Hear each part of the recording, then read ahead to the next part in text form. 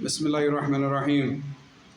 Walhamdulillahi Rabbil Alameen. Wa salatu wa salamu ala Rasulillahi wa ala alihi wa sahbihi ajma'in wa ba'd. Nah, this guy is no, of course not. You got to give him the paperback version now that you got the hardback version. He already has one. Oh, okay. عن عائشة رضي الله عنها أن النبي صلى الله عليه وسلم دخل عليها وعندها امرأة قال من هذه؟ قالت هذه فلانة تكثر من صلاتها قال ما عليكم بما تطيقون والله لا يمل الله حتى تملوا وكان أحب الدين إليه ما داوم صاحبه عليه متفق عليه. Anybody else? You were here, right? No, I think you weren't here. Nobody. You didn't memorize. Aren't you ashamed? Like you don't feel shy to come to the class and you didn't memorize the Hadith when you got the book at home and you could have memorized it at home? You know the classes are on YouTube, so you can still follow even if you don't make it to the masjid, right? All right. So Hadith number 38. All right, these people are destroyed. I'm going to start like, if we miss a day, I'm going to start.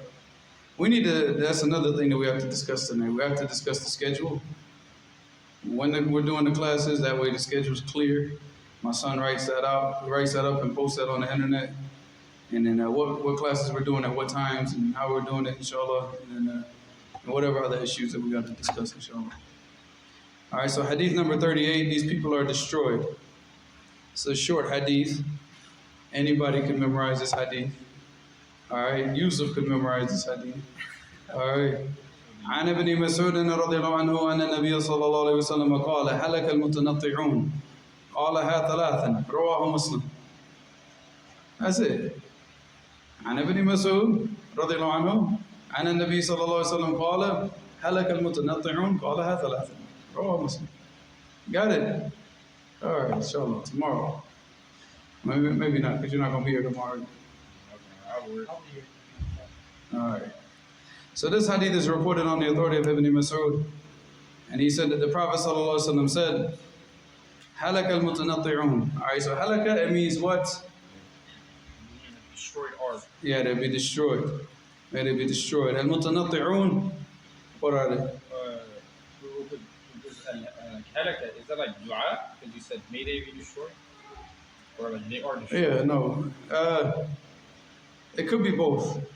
But al-zahir is dua. It's dua. Yeah. Because I mean, it's the reality of their situation. Because they will be destroyed if they continue on in their tanattu'.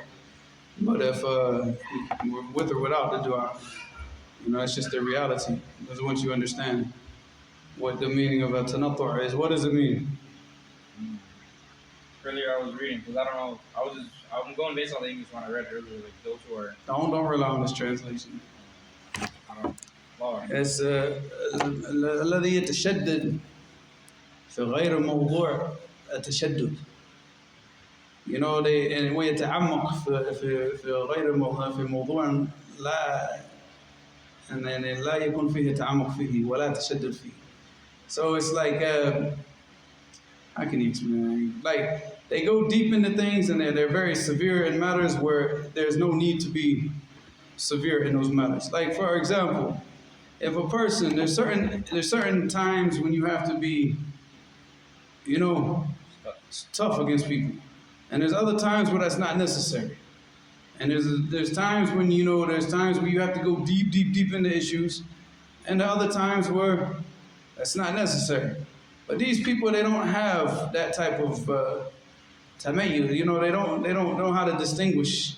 So what do? They end up going and becoming severe in all the times. They're like real tough and severe and harsh in all of their affairs and how they deal with people. So like for example, if we see a person who's clearly calling the people to misguidance. All right, he's calling the people to misguidance. He's calling the people against the sunnah. This now is a time where you what? You speak out and you don't have, you don't speak with rahmah now. This person now is calling against the sunnah. But then you have people who fall into bid'ah. But they're awam, you know what I'm saying? They're like laymen. They're not dangerous to the people. There's no danger for them. You advise them softly and kindly. In this case, if you're like shadid with these people, that's you know, this is in the time where there's no need to be severe and tough. We're tough against the people who call to that bid'ah, who call against call to misguidance, call the people to go against the sunnah. And we have that toughness with them. We don't have the toughness with the common people that they make mistakes. Okay, you have to be patient with them, you know, and you have to, you know, deal with them with mercy, softness, kindness, and things like that. And even if it's a person who's calling to misguidance, but you see like there's some qabul, you know, there's some acceptance that he's not like mu'anid, and he's not like completely just like rejecting the sunnah. And he's trying to get to the sunnah, but he's just making a lot of mistakes because of lack of knowledge. Same thing. You're not going to go up and sit there and try to be tough with this person because you end up driving him away from the deen. And this type of behavior, it ends up driving the people away from the deen, driving the people from the masajid.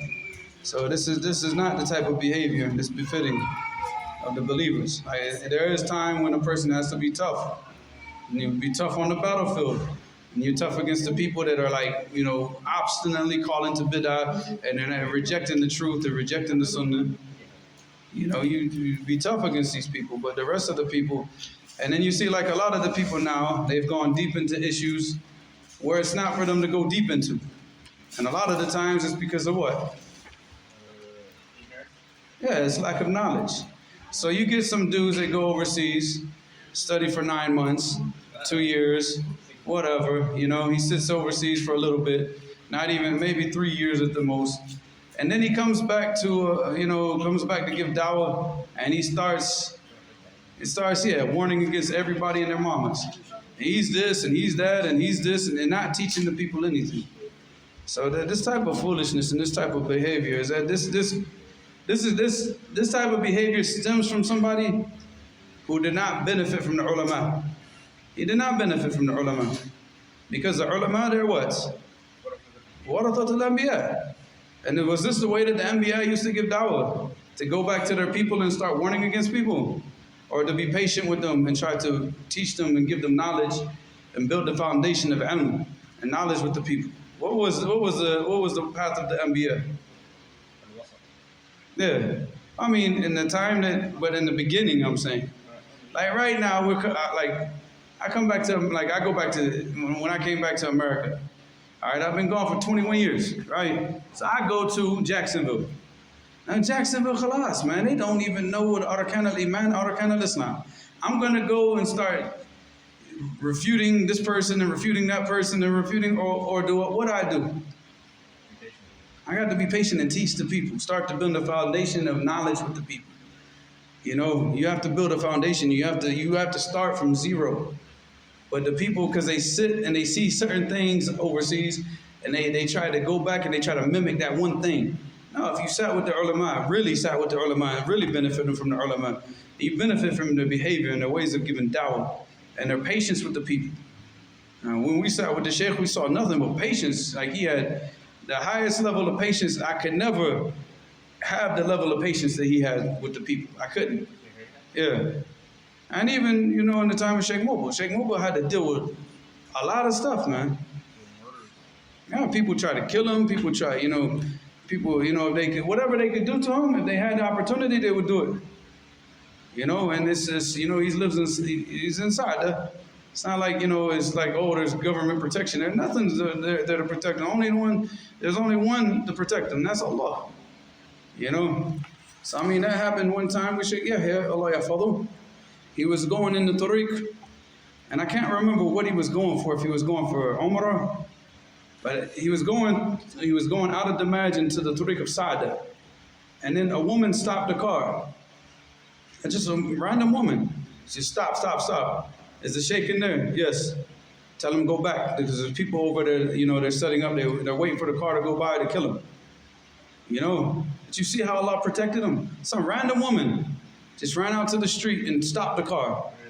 and said, stop, because I can't remember the story if it's a woman or a man, honest, but I believe it was a woman.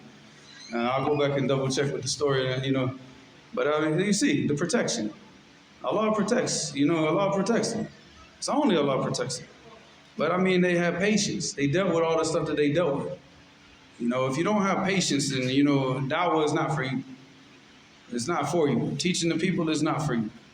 Because, this is the one time when it's going to require the most amount of patience, because you're going to have to deal with all different levels of ignorance. It's just not even, especially, we live in the West.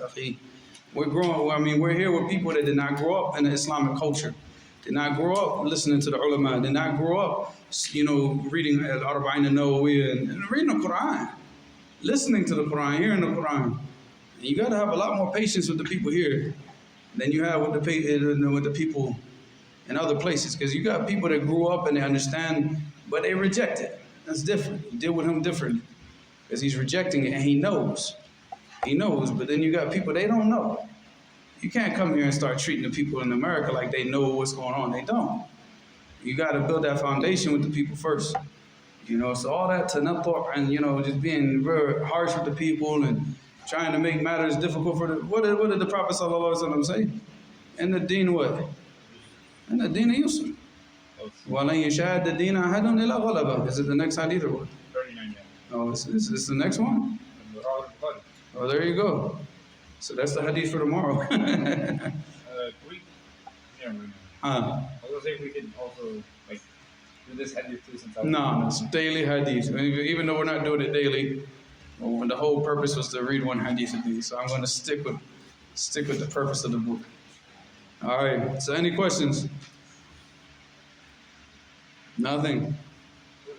This is going to be the first hadith class ever.